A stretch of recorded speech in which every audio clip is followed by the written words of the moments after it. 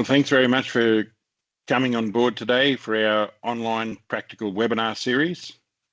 Today we're looking at supply chains, emissions, and what's coming for the future. We've got our guest speaker, Steve Martin, coming in from Integrity Ag to have a chat to us today.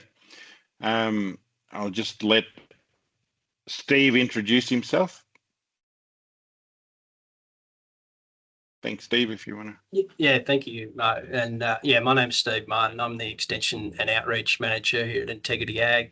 I've got a bit of an intro of the company in the presentation when we get going, but yeah, wanted to thank AgForce for the opportunity to be in front of you today, and it's a very big group with a diverse stakeholder background, and so it'll be great to be able to show you what we're up to and what we see as the what's coming at producers in regards to supply chain requirements. Thanks, Steve. And we've got Alice working with us in the background from AgForce. So Alice, would you like to introduce yourself? Of course. Good afternoon, everyone. Thank you for jumping on board for our CFOP webinar. It's exciting to be able to take this, obviously, from face-to-face to be able to hold it online and offer it to a lot more people. I am the Southeast Queensland Regional Manager for AgForce. So if anyone has any things they would like to discuss that's relevant to Southeast Queensland, please don't hesitate to reach out. Otherwise, let's get stuck into it and hear all about the CFOP stuff. Thanks, Alice. Yeah, so my name's Mo Pedersen, AgForce Training. I'm based up on the Atherton Tablelands, and I'm going to be delivering a brief PowerPoint first, just to give you a little bit of background on carbon. Those of you that have already been to our face-to-face workshops, you'll notice that this is a shortened version of what was delivered face-to-face, so that we can allow more time for our guest speakers, and it's been split into 3 different sections. So today is all about the supply chains and carbon basic information. And then tomorrow, if you haven't signed up for tomorrow's, is more about the calculators, and we guest speakers from AIA and their platform. And then Wednesday we'll have James Henderson all about the carbon projects and what's in draft at this point in time and what's currently available. So let's move forward and we will start delivering. Oh, just a couple of things. If you've got questions that come up throughout the workshop, please use the chat function, and when I finish my little PowerPoint, we'll have a look what questions are outstanding for that, and then we'll move on to Steve's presentation, and then we'll have a look at some questions from that, just so that we don't get sidelined and end up spending all our time answering questions and not getting through our content. So, and then if there are questions that can't be answered directly or easily in this webinar, then we'll take your details and try and answer it individually.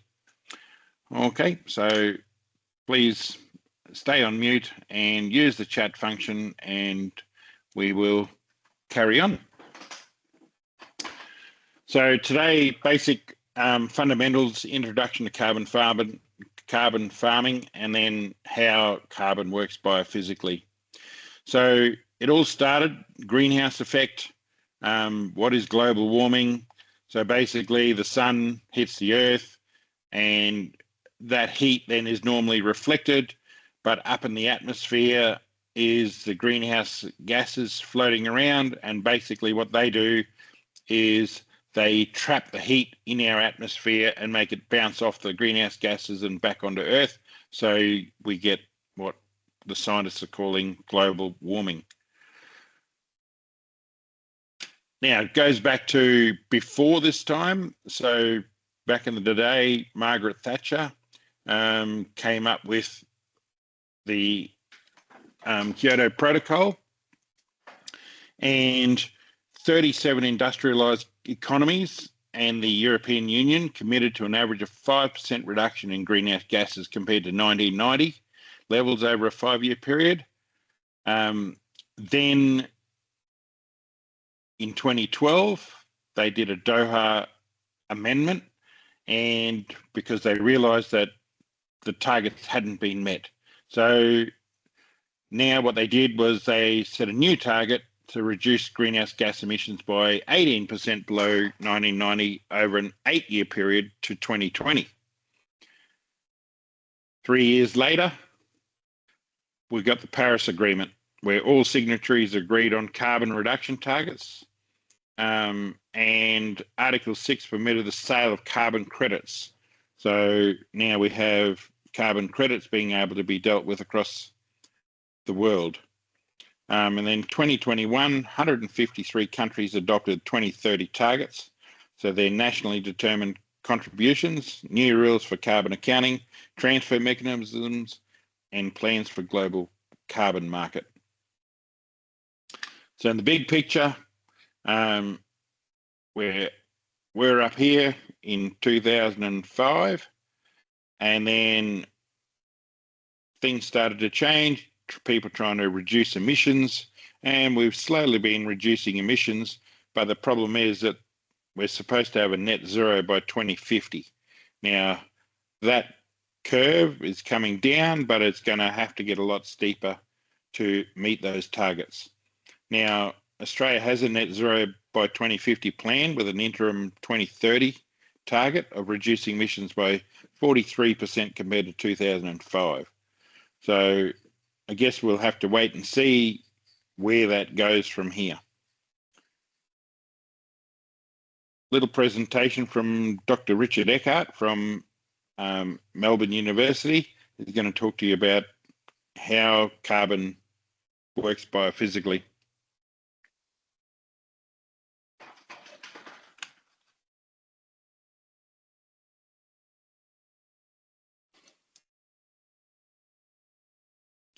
Just need to include the sound for you.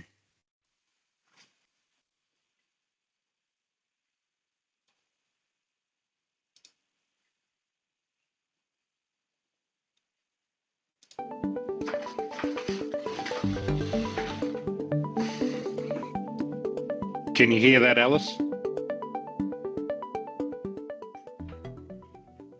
This is an explanation of the carbon cycle in agriculture. It's based on a grazing system, but the same principles apply to a cropping system. It all starts with sunlight energy and the process of photosynthesis in plants, which allows plants to capture carbon dioxide from the atmosphere and lock it away into a plant. You will notice that we've highlighted the letter C in its various forms of carbon, showing that carbon in CO2 is a gas, but carbon in the plant is CHO, which is a sugar, not a gas. The key point is that carbon takes many forms as it cycles through our agricultural systems.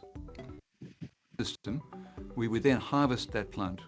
In a grazing system, an animal will graze the pasture and convert the carbohydrate into animal products. The majority of the carbon consumed by the animal is belched out or breathed out as CO2 back to the atmosphere. The majority of the animal products or crop products eaten by humans is also respired back to the atmosphere within 12 months as CO2. If that was all that happened, the carbon cycle would be completely balanced, with all inputs returning to the atmosphere in the same form within a short period of time. However, a small amount of carbon entering the rumen of the animal is converted into methane, CH4, which is carbon in another gaseous form. Methane is fundamentally different to CO2 and has a far higher warming potential in the atmosphere for the duration that it's there. The animal defecates, and so there's fecal carbon in an organic form going back to the soil. Plants will leave litter on the soil surface as a form of organic carbon. As the plant grows, it produces roots, and these roots leave carbon behind either as root fragments or as root exudates of sugars.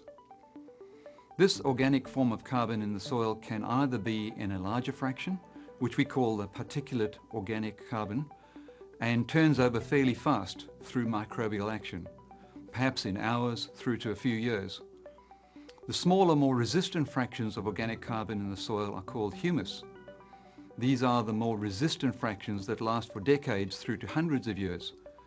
In the soil, there are billions of microbes that then work actively on this organic carbon as their food source, actively breaking down the carbon to release the stored nutrients back to the soil to allow the crop or pasture to grow.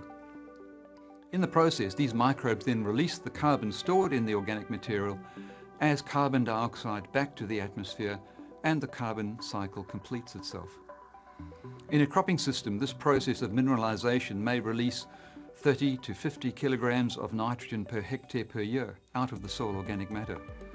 In a dairy pasture system, it can be as much as 250 kilograms of nitrogen per hectare per year from the organic matter.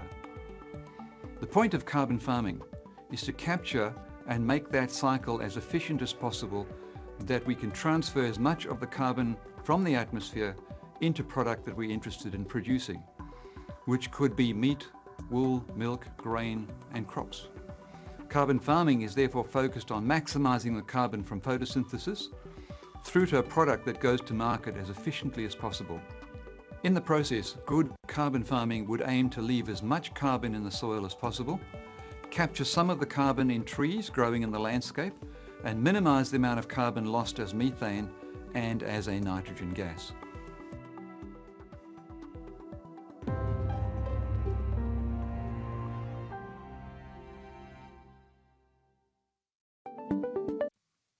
So as you can see on this diagram, having watched the animation, hopefully, we've tried to put some numbers onto these pools of carbon.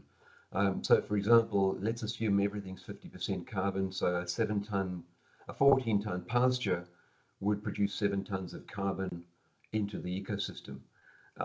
Then let's assume you graze that fairly efficiently. That's 5 tons of carbon gone down the throat of the cow, and the cow respires that back to the atmosphere or releases it as meat, wool, milk, or as fecal carbon. So you can track this through, and it doesn't take you long to add up what we call a mass balance. Now, when we get to the nitrogen section, we're going to do a nitrogen mass balance, but this is a carbon mass balance. And so what we ask you to do is just simply add up the components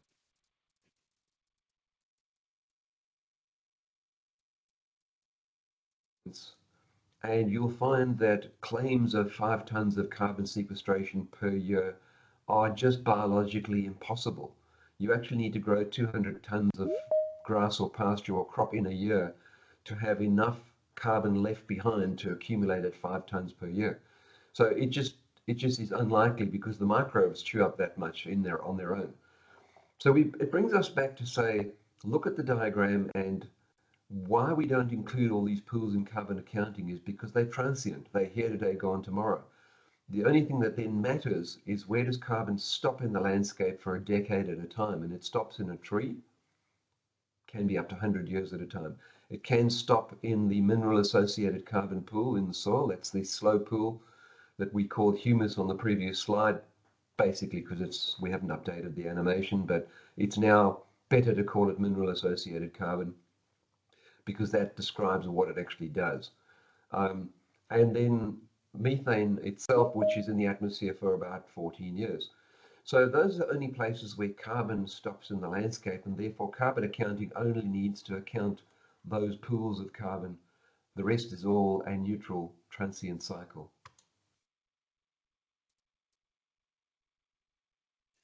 So what does it look like with increased carbon in your soil? Well, there's a bit of a picture here where you got high carbon in one place and not so high carbon in another, and it's just a boundary fence between the two.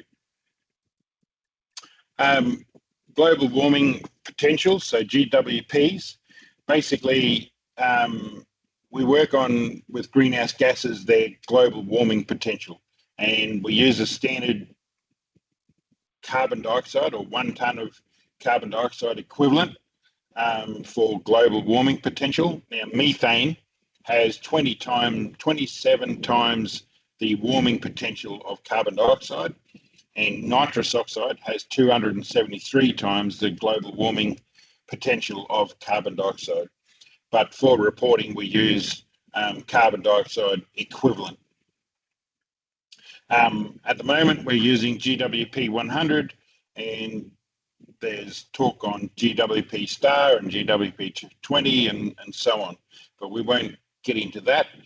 We just want to show you the differences in the different greenhouse gases. So obviously nitrous oxide is, you know, a lot worse than carbon dioxide or methane, so 10 times worse than methane.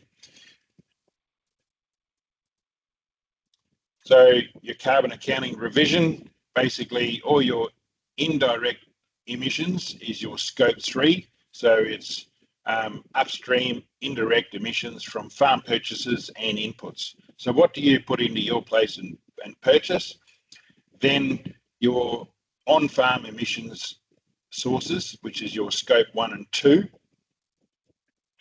So all of your emissions produced by your animals, and then your fertilizer and so on that you're putting in, and in any energy and other stuff that you're putting on, fertilizers that you're putting on, gives you your scope 1s and 2s, and then you can subtract any, if you have carbon projects, then any carbon sequestration you take off. And if you add all of those and subtract your sequestration, gives you your total farm emissions.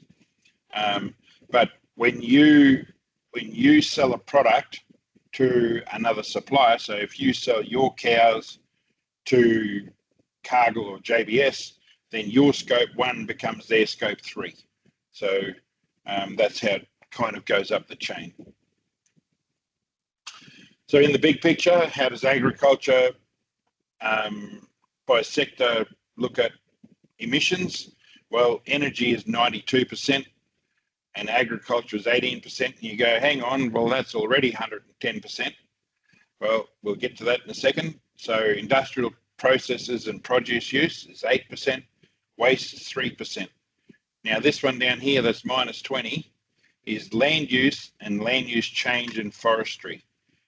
So basically all your remnant vegetation that we say, why can't we count for that? Well, the government locked that in already and they count that for their emissions, and that's 20%. So in my opinion though, where should that go? Well, all that stuff is on our property, isn't it? So if you looked at this LULCF and put it against agriculture, then we would be -2. But that's not the case. So at the moment we're sitting on agriculture. As we get more and more green energy, then the percentage of emissions by energy sector is going to increase. And that in turn, because the way they put this graph up is all by percentages, not by values, then agriculture then increases. So, you know, a picture tells 1,000 words, but we've got to remember statistics can always be twisted around to give a different picture. So we just got to be careful how we read data and interpret it. So you're much better off not having a percentage, but actually looking at actual figures of emissions rather than percentage data. And here we have just agricultural emissions itself, not anything to do with electricity or anything like that. But if you look here, that you've got 70% is from enteric fermentation or methane. And then if you look at this graph, then this checkered part is grazing beef. And then the next little bit is grain-fed beef. And then we've got dairy. So cattle are about 55% of current emissions. And then we got sheep. And we know that back in 1990, there was a whole heap more sheep compared to what there are now. So that's why the figures have changed so much. Now, I know recently we had the feedlot industry was allowed to change the calculators and reduce methane emissions by about 50%. So there's certainly science working on what's going on. And I guess it's about us speaking up, saying, hey, but methane is a natural product and it turns over a damn sight faster than anything else. Is the data correct? And are the calculators correct? So, you know, the feedlots being able to reduce their emissions by 50%, we just need to be able to get the science and the research right to be able to get the grazing factors right as well. So, I see there's one question says there's new science now showing half the methane life cycle. And I guess it's, yeah, who do you currently believe, and what figures do you believe? It's, yeah, it's a difficult one until we get a lot more locked in. Steve, have you got a comment on that at all? Yeah, I can. It'll unfold a little in my presentation, but the discussion around half-life of methane and treating methane differently a gas can be distracting in some reporting fields, but it's absolutely a critical component in others. And so when we're talking government policy and national targets, we absolutely should be treating methane differently. It does have ultimately a different global warming reality because of its shorter half-life than the other gases. However, when we're talking about reporting of carbon footprints in supply chain sense, where you've got multinational companies, there is a standard reporting practice, and that is the Global Warming Potential 100s. And it's kind of a little bit of pointless in us fighting to say we're going to have a report card with different metrics to the rest of the global economy. So absolutely, it's a very relevant factor, the science unfolding. As in a policy position, we support a number of the large pastoral houses in this country advocating for treating methane differently at a national net inventory level. At a carbon footprint level, it's a bit of a non-event. We report in the same ways that the rest of the world reports in.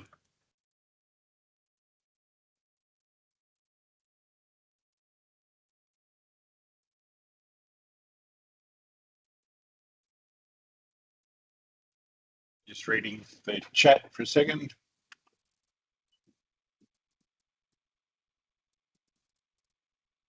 Yeah, so just going back to the agreements made a long time ago with the GWP 100, and we realised that the methane has a much shorter half-life than that, and the nitrous oxide has a much longer half-life than that.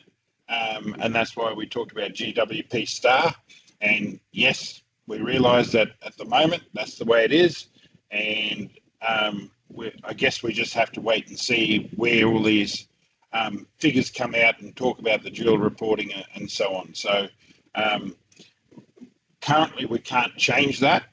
And we could go into it in more detail, which we had at the workshops, where the fuel companies were present in those negotiations and agriculture was not at the table back then, so couldn't argue the point.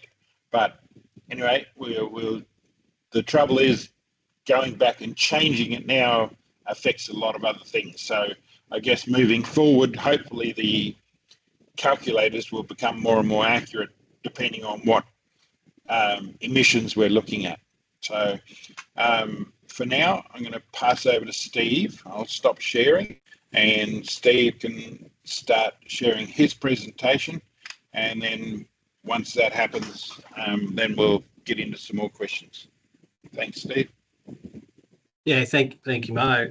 Look, just a bit of an introduction. Integrity Ag, we're an agricultural sustainability business. We partner with agricultural companies to find solutions for these tricky challenges that industry faces, but predominantly we're there to support the most sustainable agricultural systems in its truest form. And that usually comes in getting the most productivity out of a limited resource base. And so, look, we're led by a managing director, Dr. Stephen Wiedemann, who founded the company 10 years ago now. He remains the chief scientist. I play a role in extension and outreach. I come from a background of 15 years in operations management of feedlot systems. Jordan Peach also had a lot of operational experience, leads our livestock team, and Dagmar is our land sector, carbon and biodiversity. He does a lot of the natural capital assessments and a lot of that land sector emissions accounting. We do have a team in the south who's also covers a lot of the dairy and animal fibres space. Our core values that drive us is integrity, innovation. So we're here to solve the problems and care. Fundamentally, we give independent scientific services. We pride ourselves on the quality of our work, so it's scientifically backed information and insights. We form long-term partnerships with production systems, so we understand how the agricultural system works. We understand the practicalities on the ground of implementing any change.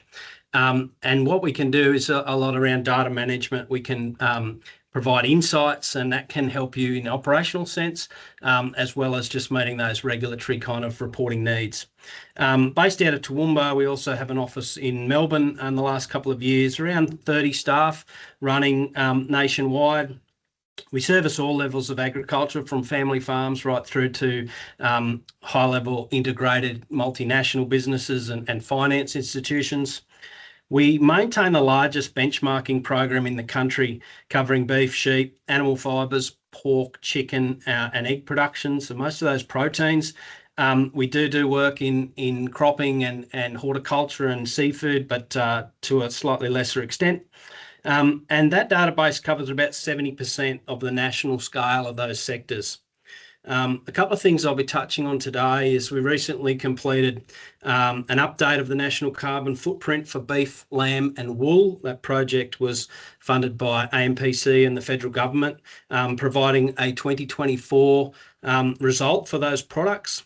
For the first time, that result included the land use change emissions component. And it's always been a tough nut to crack about how to put our livestock systems in the landscape. So when you're doing national inventory reporting, you can work out what the forests changed across the country in a given year, and that's what the national inventory does. But actually allocating those changes to grazing systems of sheep and beef in different regions has been a challenge, and for the first time we've reported a result on that. Also, for the first time, we reported results of boxed meat, so we had the processing sector involved, and we've also included the dairy beef or dairy source beef into the beef result for that given year. The other component of work that's current is we just completed a gap analysis on the federal government's Carbon Farm and Outreach project. So that's the project that runs these workshops. We were awarded the program for MLA and pork from APL, I should say. So we've looked at those livestock systems and looked at the strengths and weaknesses of the knowledge base. We did a fair bit around the extension outcomes from that program. So there's a few of the companies we've done public publications with. We've got a lot more client base on the list, but those are the ones that have gone to public publication. And you can see there a fair spread of the larger end of the supply chains. What I wanted to do is just cover, this is all about context. So this carbon can get very fatiguing very quickly. And so we're trying to understand what we're talking about in different conversations. And we break up the drivers of this carbon space into four main components. The first is the government, and this program's done a good little overview of our Paris Agreement and our commitments the government's made. The important thing I'd say about there is that national reporting is all about controlling climate change, keeping it to that 1.5 degrees. And so it's a commitment of net or absolute emissions at a government or national level. Now, state governments have also set targets, and they are also at a net emissions target and in keeping with that net zero drive predominantly. Now, net zero isn't blessed with bipartisanship support now, and so there could be governmental changes, but at this point in time, they're the targets set. But remember, that's net or absolute emissions accounting that's used in that space. The other big driver is finance, and we'll talk about where this is driving. There's common language around that the 69 of the biggest 100 economies are actual corporate entities, not countries. And so in this carbon space, the finance and investment sector often plays the driving role in our metrics. And this is where you get back to this approaching methane. On a net accounting sense, sure, there's a real debate to be had around half-life of methane and its warming potential and net outcomes on global warming. But when you move to the investor and finance space, they're comparing themselves globally in an economic sense, and they want a standardised way of reporting. So they're about mandatory climate disclosures, which I'll go into. The science-based targets initiatives, which we'll cover. A key part here in this is that a lot of their reporting can be at product carbon footprint level. So that's comparing 1 kilo of beef to another kilo of beef and seeing which is the most environmentally sustainable. They do also report in absolute emissions as well. So some of the targets will be to meet net zero type obligations or X% reduction by 2030. But they're also their trajectory and their progress is usually in that product carbon footprint space. The third biggest, is which we'll really get into today, is this customer and what they're likely to ask you for. That's all about the Scope 3 emissions. So your emissions are the emissions of their Scope 3 reporting. They're using the same constructs as the finance sector in this science-based targets initiative. And they're almost always reporting in product carbon footprint accounting. So if a retail store was to set a net zero target from beef, it's a real challenge. They'd have to have a heap of insetting of removals, so soil and veg projects. So they don't want to reduce their market share. They just want to make sure for every kilo they trade, it has got a lower footprint than it did have. The fourth, which is often forgotten but quite significant, is the primary producer themselves. And a lot of people are doing this off their own bat. They want to be good stewards of the land. They want to advance their natural capital assets. They want to hold value of their property in perpetuity. And so there's a lot of work going on through MLA and other industry bodies that are supporting industry level accounting. And so a lot of the language there is around emission intensity.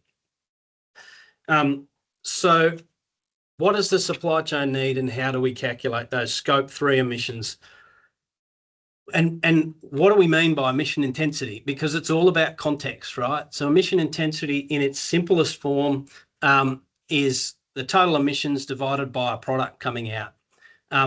But if you take that, every different animal on your farm has a different emission intensity because it weighs differently, and it had maybe different age at slaughter. And so at farm scale, every calculator gives lots of different outcomes because you're using averages, and a lot of it's not the exact measurement of every different animal. You're trying to get an averaged approach. And the challenge is that a lot of these calculators aren't standardised, and so they create confusion. We've did a bit of work for industry and found over 50% variability to self-reported calculators to the verified outcome, and it comes around this sales correction. So you could have a big year where you sold lots of animals with the same emissions, and all of a sudden you've got a very low emission intensity. But then you could have the following year where you didn't sell many because you had no weaners that year. Same emissions profile for your breeding flock or herd, and all of a sudden your emission intensity is through the roof. And so that doesn't really reflect the product at a product level for each given year. And so it hasn't got that sales corrected component. So the supply chain have to turn to like a textbook lookup value. They're looking for factors of beef production in a given region, perhaps. But what this limits them is it doesn't allow for specific supplier emissions to be included, and you can't recognise reductions that are happening or insets that are genuinely occurring in that supply chain. So the supply chain for their Scope 3 emissions are wanting to get to specific farm level outcomes where possible. So this gap analysis we did, it looked at the extension capacity of industry and generated around 50 recommendations for MLA and DQ to consider. The knowledge and access in regional and specific to species was considered fairly low. There were 42 published emission intensities for red meat, spanning beef and sheep and goats. There's only one for goat. Victoria, New South Wales and southern Queensland were well represented, but Tasmania and most of the northern rangeland systems were fairly underrepresented in published works. There's different accounting methodologies. Research done at different stages, so using different factors. So those GWP numbers changed 2 years ago with AR6. And again, that feedlot emissions component has changed over time. And so many of these emission intensity reports that are published out there are not directly comparable to today's reality. And that presents a challenge for supply chains, because if they're leaning on this factor level outcome, then there's fluctuation in that number. Look, so many management decisions are also not terribly well reflected in those emission intensity reports because they're regional averages after all.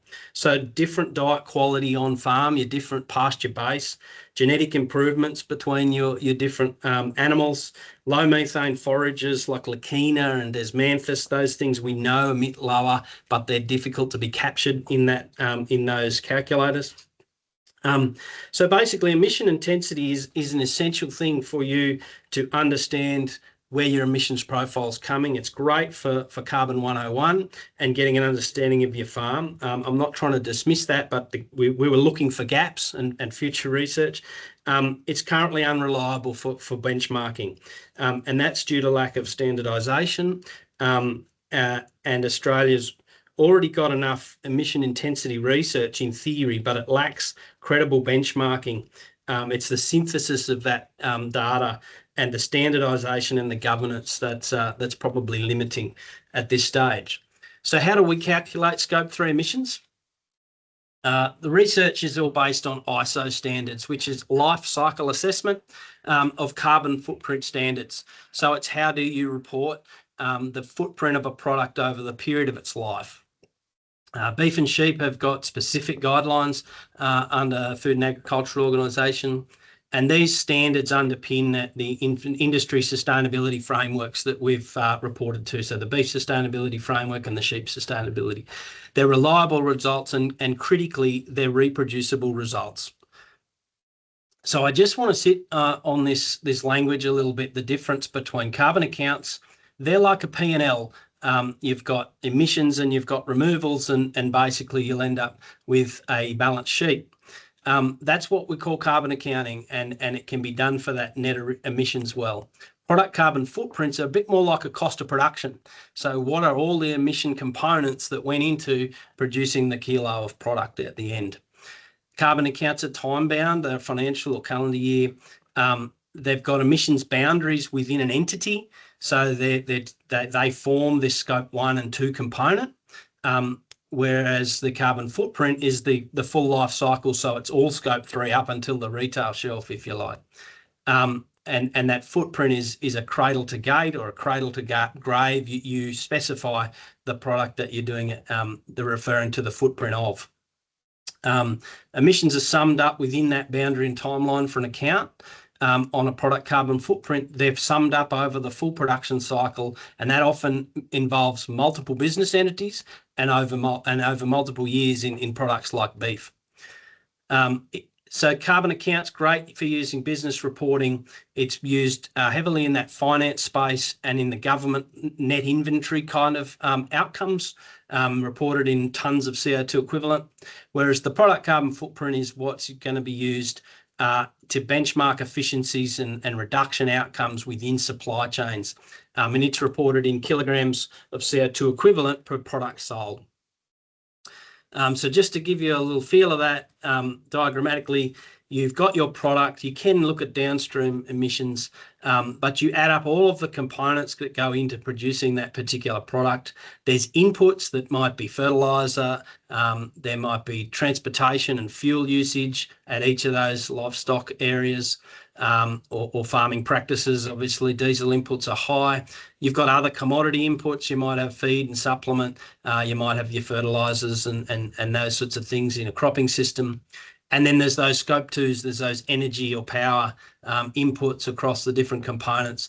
And that produces your carbon footprint of your product.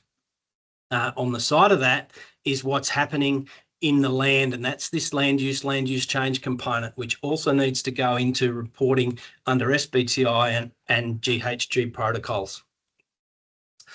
So we've got a great deal of supply chain insights. We looked at 6 million head of beef produced, 8 million head of sheep produced, 70% of pork and 90% of the chicken industry. We've got a great understanding of the throughputs and the scale and processes that take place in those systems. So what do we do with that information? The key that we have to do first is understand this context of what we're talking about in order to set these baselines and targets. Now, a lot of the supply chain have set baselines and targets without having a great understanding of the production systems that feed them. And then only then you can approach reductions and removals in order to create some value for your customer or within a market. So I'll push through here a little bit. The government doesn't want to regulate agriculture categorically. They're looking at the big emissions, which is 70% of the national inventory, which is power and energy. They've set up the safeguard mechanism and offset credits to manage those high emitting countries, but companies, they really don't want to regulate agriculture.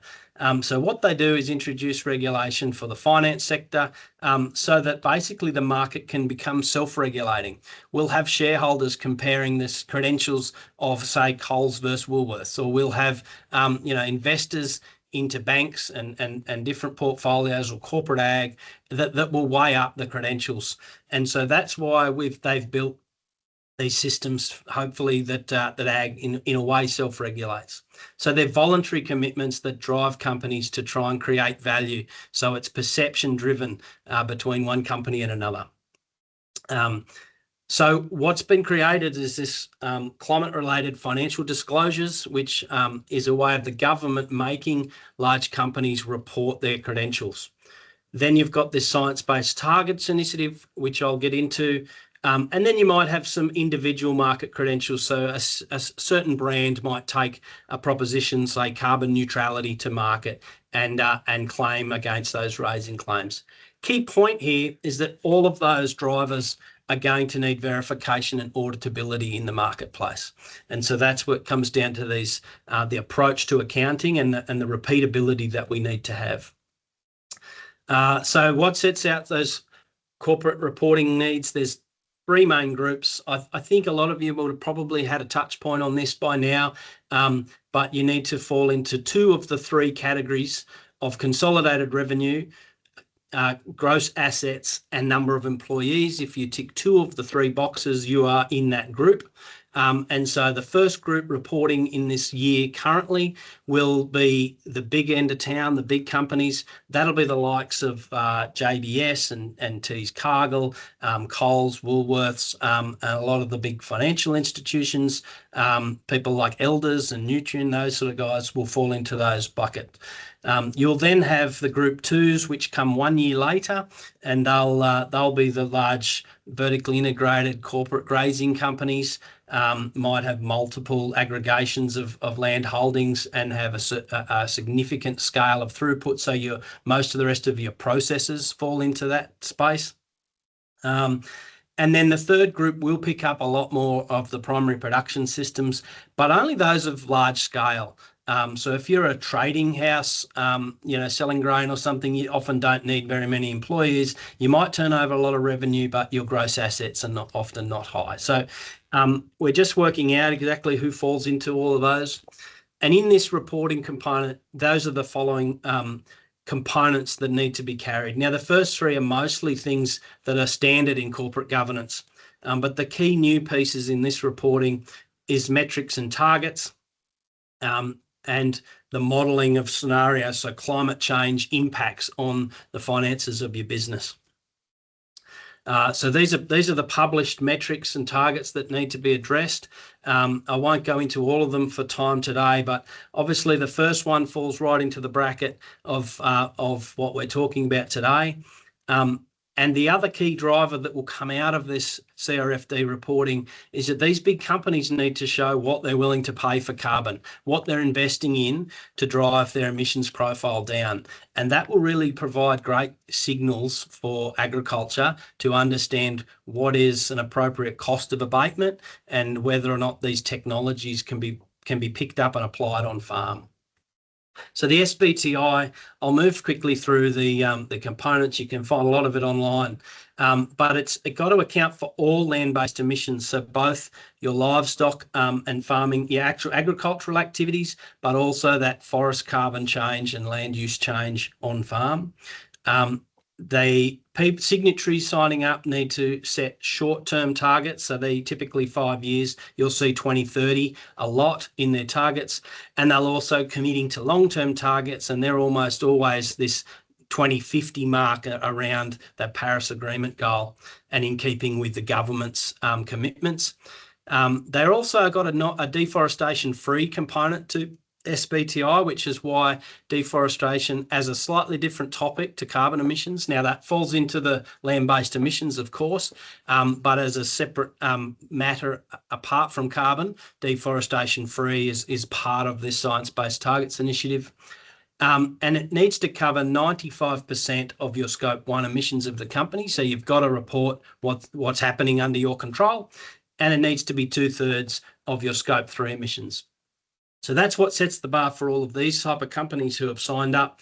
And you'll see there when you come to retail meat products and dairy products, there's a huge portion of the market. If you add that to global houses like McDonald's and Burger King, Hungry Jack's, I should say, and you add the finance institutions that have signed up to these, you end up with a huge proportion of our market that have already fallen under commitments made. The good thing is SBI has mapped out where the savings are likely to be made, and these come in the recommendations to companies who are making targets. And you'll see there that a great portion of the achievement is expected to come from land use change, improved forestry, and so tree planting, restored forests, so that's that native regeneration piece, 14%, enhanced soil carbon, which is 11%. So you know, we shouldn't feel that the pressure is all on our ag production system to get to these net zero realities. It's acknowledged that a lot of this land sector will do the heavy lifting if we're to achieve it. But you can see there shifts in diets and technologies in feeding, and improved agriculture is 8% and 8% respectively. So these commitments can be absolute. So that's that net emissions target, and they often are in the long target. They can be the physical intensity convergence, which is basically this lowering of your product carbon footprint, so lowering the intensity of production. They can be direct renewable energy type goals. They can be commitments to levels of customer engagement in their supply chain. And so everyone's targets are set slightly different, but that direct physical intensity reduction or economic intensity. So it mightn't be related to the product, it might be related to the per $1 million revenue or something. So there's a quick look at some of the biggest meat trading entities that are all signed up to commitments, and they're significant. They're between 16 and 50% reduction by 2030 or 33. They've all got slightly different targets, which is significant reduction levels. That's 1.3 to 4.5% per annum reductions in order to meet those targets. So it's a big target. Our work on the beef system over the past 44 years has shown productivity gains and increased yields have got this passive improvement across industry of 25%, which is great, but it only represents 0.6% per annum. So we really do need to step up the rate at which we're reducing emissions if we're to meet these goals. This is the first publication we've had, which included that land use change piece at a national level for beef. it represented another 2.6 kilograms of CO2 per kilo of live weight animal produced. That was a better result for sheep, because sheep are predominantly in the south of the country, and they have more stable forest realities. There's a legacy that we have to account, according to GHG protocol, over a 20-year discounting. So the clearing that happened 15 or 20 years ago in Queensland is still having an emissions impact on our current reporting in the north. So where you look at that 2.6, if you break it down to a state level, there can be a much bigger variation. Up to 50% of the reported footprint could come from the land sector component. So that's a big step and a challenge that we haven't sort of looked at in our accounting to date. So quickly, I'll just touch on emission reduction. We talk about four main levers. There's the productivity piece. That's usually the low-hanging fruit, and that's what farmers can implement themselves. There's the application of technologies like feed additives or gene editing, or those sorts of opportunities that come along. And then by no means less an opportunity. In fact, it's the biggest opportunity in volume of carbon, but it is the most complex in terms of reporting and timeline and permanency, that you've got these removals in trees and soil carbon projects. So they're the four main levers that you can pull as a land manager to try and improve your outcome. We tend to screen them. We look at a long list and turn it into a short list that's suitable to you regionally. We then stack that short list up around timelines and how much reductions can be achieved according to your specific baseline. So your particular emission profile, what impact would a feed additive have, as an example, on enteric emissions. And then we start actually forming a plan, and that's costed projects. Who's going to do it? When are we going to start? What timeline are we going to remeasure? And so we've implemented these within supply chains at a farm level. We've got emission reduction plans across a string of farms for a given supply chain. And we've seen quite successful implementation that's been third-party audited. We have a case there with over 11% reduction over a 3-year period in their live weight product carbon footprint in beef. So it is achievable. That would be well exceeding the trajectory of these SBTI goals for that particular farm. So we can show that it works. We've also developed this assessment capacity for direct land use change on farm, deforestation detection to meet those needs under SBTI, and we're doing natural capital baselining to over a range of natural capital assets, forest cover, ground cover, biodiversity, riparian zone health, those sorts of things. And all of these can go towards providing flag target reporting under the CFOP, so within a particular company, and also within the supply chain for those flag targets. So what's it look like from here? Australia can lead and does lead the reporting ability. I know the JBS team, the global team, were out in Australia recently, and our ability to measure these things are well in front of a lot of the other global systems. So we can do it, and we can create value, therefore, in these multinationals who are looking to realise some outcomes. Land sector is definitely the new horizon, with deforestation and land use change being critical. The Greenhouse Gas Protocol just released land sector removals guidance last month. And look, we do need to get double the rate of reduction to meet these customers' targets that have been set, but it is achievable.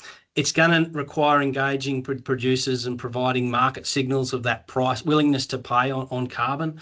That shadow price is a critical step. And those supply chains are going to have to be willing to collaborate with industry parties, as they don't hold the relationship with the landholders in most cases. So it's got to be a collaborative approach. There's a wealth of information out there across Australia. We just need to standardise it and get this commodity level governance over those factors that are being used. We need that will create confidence in adoption and reporting and actually starting programs in order to create value for our abatement and put it in an insetting sense into the supply chain. The whole concept of know your number has been really good for the Carbon 101 space, but there's multiple markets needing what amounts to different numbers. And so you need to have context about what you're being asked within your supply chain. This product carbon footprint is what's going to be needed in the marketplace. Yeah, look, just stated that. So carbon footprints, then they're not always your emission intensity. They can be if you're within one farm and it's within one financial year, but they also, not all carbon footprints are an emission intensity. So this language needs to shift a little. It needs to be standardised and reasonably predictable. We do have the capacity to revolutionise Scope 3 accounting in line with our ISO standards and the GHG protocols. Land sector, again, it's going to be a challenge. It's a new frontier. Our current ability to measure accurately at national levels, you know, dependent on LiDAR and other things. Yep, there's a reasonably decent error rate there today. But at a direct land use, so at farm level in a specific boundary, we have a really good capacity to go back over 20 years and know exactly what's happened with the forest carbon stocks. And so natural capital, land use change, emissions and deforestation are going to be what's being asked of you in addition to your carbon accounting over the next year. So that's it, Mo. I tried to push through that quick enough to get questions, but I'm happy to hang around as long as needed.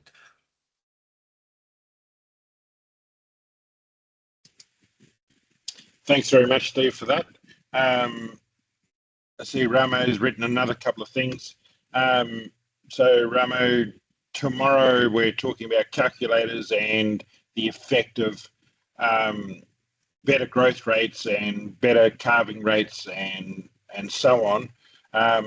So if you could take a rain check and try and check in on that webinar tomorrow, because you'll get a lot more answers. And also you can ask AIA what they're doing about the changes of methane for the new calculator updates, which they're looking at doing, because they got the government funding to make the GAF calculators into online, free, available platforms. So they might have a better idea to be able to answer those, because that's kind of a little bit more of tomorrow's workshop or webinar. Now, before everybody runs away, given that this is a Commonwealth Government funded project, they have asked if everybody could please make sure that you fill in the participant survey. And what I can do is I can also copy that link into the chat. So if people can't use their phone for the QR code, I can put the link in the chat, which you can then access and click to be able to fill in the participant survey. And when you first go into the survey, then it says who is providing the workshop. The provider is AgForce Queensland Farmers. So if you type in AGF, then AgForce will come up, and then you just select it. And the workshop, if you once you've clicked AgForce Queensland Farmers, then it comes up with a list of workshops, and the one we're looking at is online practical webinar series 1, supply chains, emissions and what's coming AgForce. So if you could do that, that would be fantastic. I will just copy that.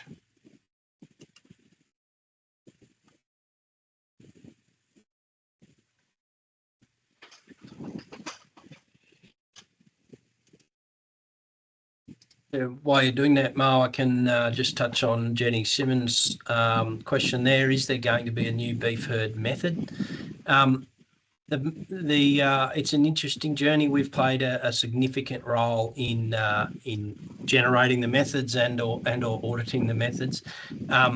It was thought that the IFLM, Integrated Farm and Land Management System, would be a method that encompassed a range of methods in one reporting area, so you could stack tree growth or planting with beef herd productions and those sorts of things, and it would be a more cost-effective approach than the costs involved with individual methods.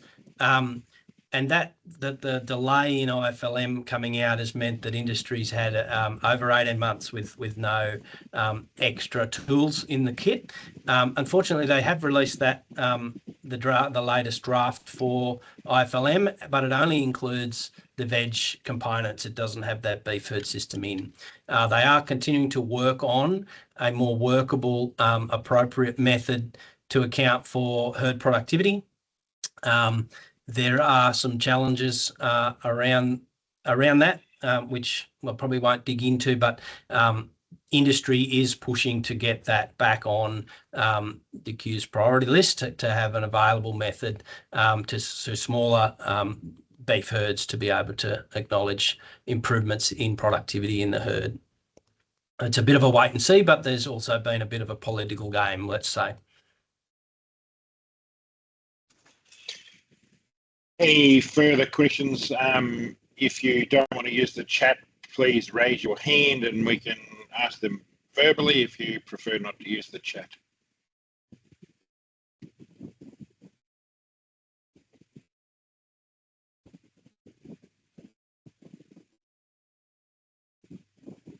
The big shift there with methods, and I know this is Carbon Farming Outreach Program is all about, the offset market, but from my messaging here with the supply chain, these bodies are going to want a pivot to insetting. So they'll probably apply the same type of methodological approach to accounting. You need to prove the permanency and you need that it's additionality, those sort of things. We've written a couple of insetting methods for regeneration. So the old HIR was sunsetted, but we have written a method verifiable for accounting for regeneration of forests within your production system, and an ability to inset that within your supply chain. And that's where these corporates are looking for to achieve those flag targets, is to pivot to insetting. We've also written a method for tree planting for insetting those as well. So yeah, what you'll see is a shift, because this space is now being driven more by the marketplace than probably the government. You're going to see a bit of a shift, same sort of methodological approach, but an increased desire for the ability to inset verified outcomes within supply chains.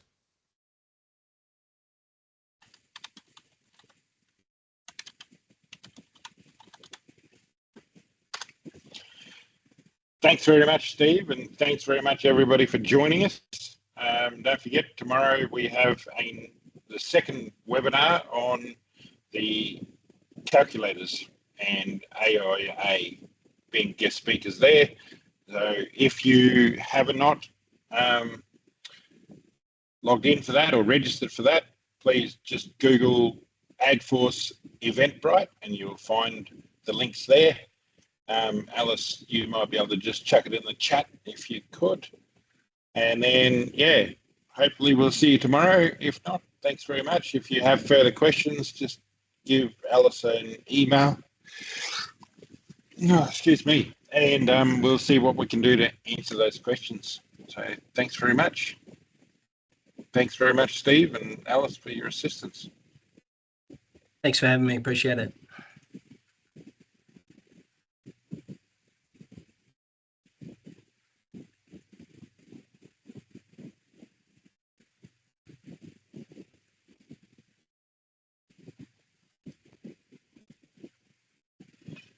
Steve, there's a question there from Ramo about $45 for a ZACU. Yeah, sure. Look, things will unfold. The market, the provision of shadow carbon prices under CRFD is really going to see the next 12 to 18 months, the biggest end of town, have to start showing within their corporate governance and their financial reporting what they're willing to do about trying to reduce the reality. So we are seeing supply chains now paying well over the ACCU price for emission reduction activities. They won't want to do that forever. It will cost millions and millions of dollars to meet the net zero type targets, which just can't be supported within the marketplace. But what you'll find, I think, is the quality of insetting options will set a premium price. And so, much like the biodiversity credit market, the more, and the carbon market globally, the more highly credentials and dependable kind of outcomes people will be willing to pay premium prices for. And there'll be sort of low claims with poor integrity that won't really make an ACCU price because they're probably not going to stand up to audit. So you'll find a price finding reality in that insetting market. Thanks, Steve. James, you read my mind. I was going to ask you for comment. So, yeah. No, I just got a question for Steve. With the insetting, that have you got it set up within Climate Active? Is that where you're targeting your insetting program through Climate Active, or is it external to that?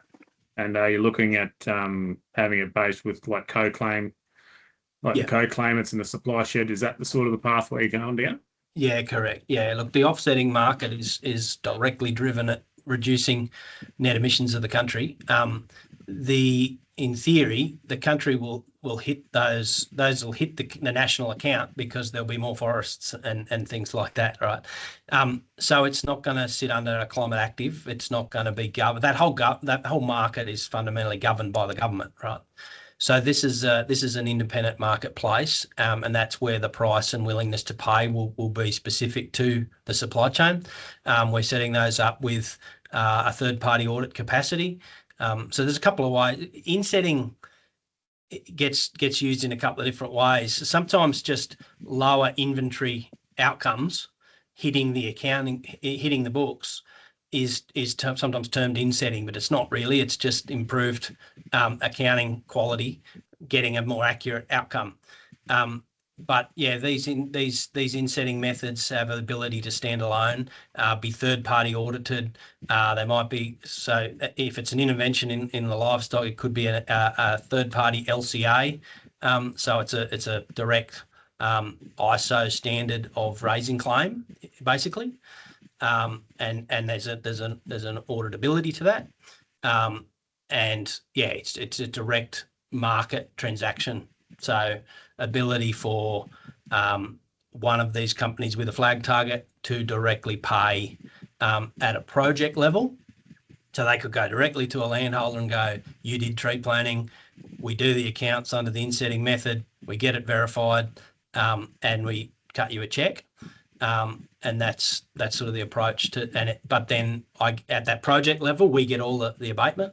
The challenge in the inventory approach has been the fact that our products get demanufactured and they get split up. So a user of grind that might be willing to pay for lower emissions product only gets the percentage of product that they bought under GHG protocols. So that's a constraint to the willingness to finance net emission reduction, is that value chain accounting construct. Thanks for that, Steve and James. Ramo, you have a question?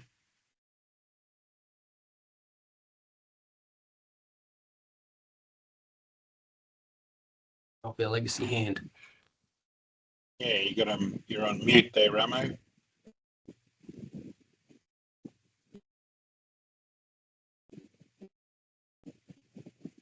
How's that? Is that any better? Sure is. Yep. Yeah, g'day, fellas. Just a question back to that insetting there. The insetting is back to if the marketplace is at 45 out in the open marketplace for that ACCU, will the works pay us 45? That was a question asked some time ago and they didn't have an answer for it.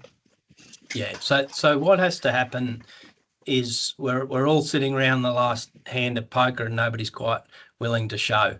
The reality is the willingness to pay is not going to come from a JBS or Cargill because they're not getting the increased value for retail sales. So the willingness to pay comes from the corporate entity that's got the goal. And the challenge is that they're not directly managing the relationship with the supply base. So you know, it's a difficult road to say the buyer of grind will pay more and the processor will directly pay that at product level, because you've got to have all the proof of the reduction fitting to the product and know the product volumes to be able to do the audited accounting. So we're talking millions of dollars, but it has to be done in that robust, and that's why you need this insetting method. So the processors don't want to own an insetting method and try and then on-sell or create the premium against the beef in the case of beef. So who is it? Who's the corporates? Were we talking McDonald's? Or are we talking some money person from Europe or some money person from Brisbane, Sydney, or Melbourne? Well, it'll come from, so there won't be a traded market. So there won't be just a sales of abatement units necessarily. They'll be directly attributable to product. It'll be the corporates who have set flag targets. So they need to prove that their supply specific product is going down, and under SBTI they don't want to trade offsets. It's against the principle of that initiative. They want to show that lower emissions are occurring within the specific supply chain. So those corporates that have signed up to these agreements, they will have the ability. Some of them do directly buy livestock. Some of them buy portions of product from supply systems, and that's until they say how much they're willing to pay or how. So the challenge is who owns the insetting method and who governs that marketplace. So that hasn't been decided yet. How, like, if they only want to buy the 90CL product, well, so if you've got 90CL old cows, yeah, that'll get mostly attached to a cow, apart from the rumps and that they take out of them, the fillets. So 80% of that will go there, and then 20% will go to that other product. And if you're in a Jap ox market, it's going to be only your flaps and your bits, which is probably 10 or 20%. That's the challenge. So you've got companies like a Mars or a McDonald's or those sorts that are ultimately buying a very small portion of the product. So the challenge is in inventory level. So like a beef herd method. So improved productivity. It's really difficult to attribute that reduction to individual products and have someone and actually get some financial transaction, which is why they're looking at the project level accounting. So they're looking at the regen and the tree planting as ability to directly fund carbon removals and to apply those carbon removals within the supply shed of their product. Yeah, but your regen stuff in your tree planting, it's only got a life of about 15 years and to make it viable for them, 10, 15 years until you hit the peak of your curve. And then from the 15-year mark on, thereabouts, to the 25, it issues ACCUs, but at a far lesser rate. And they're only interested up to that 15-year point on the top of that curve. Once it starts to flatten out and go steady, from then on, they're not much issues. They got their photos, they got their money, they got it becomes too costly for them to run then, the project, from that 15-year mark onwards. I've been to them and I've done plenty of stuff on it. I'm talking BP in Singapore. I'm talking gas companies, Singapore. Yeah. I'm talking globally. Yeah. So look, Ramo, those approaches are very much taking the offset mindset, right? I'm going to pay for a project. I'm going to get out of that project what I can on a given time frame. We financially exchange, and that's the end of the story. The insetting journey, ideally, is supposed to be designed whereby it's not a lock up and leave regen approach. None of the supply chains would be advocating that. They're not trying to buy their way out of their challenge. They're trying to genuinely find sequestration within the production system, ideally with no less productivity of the land. And that's an opportunity for producers because there is a growing reality around forest. We know the national inventory is growing its land sector removals. And so this is an ability for the producer to directly get paid for that reality. You wouldn't be doing it just to make money out of insetting. Like it's not designed to be a standalone market, and a decision to put trees in is whether I'll get a return and over what timeline. It is looking for ability to inset lower emissions production for the duration that production can be applied. If you use feed additives and you put Bovair in the ration, that will reduce your footprint, but it just reduces it the year you fed Bovair, right? So there's no difference there than applying that approach to tree and soil projects. But there's plenty of water to go under the bridge. The key enabler is showing the willingness to pay and what value of a cost of abatement is palatable.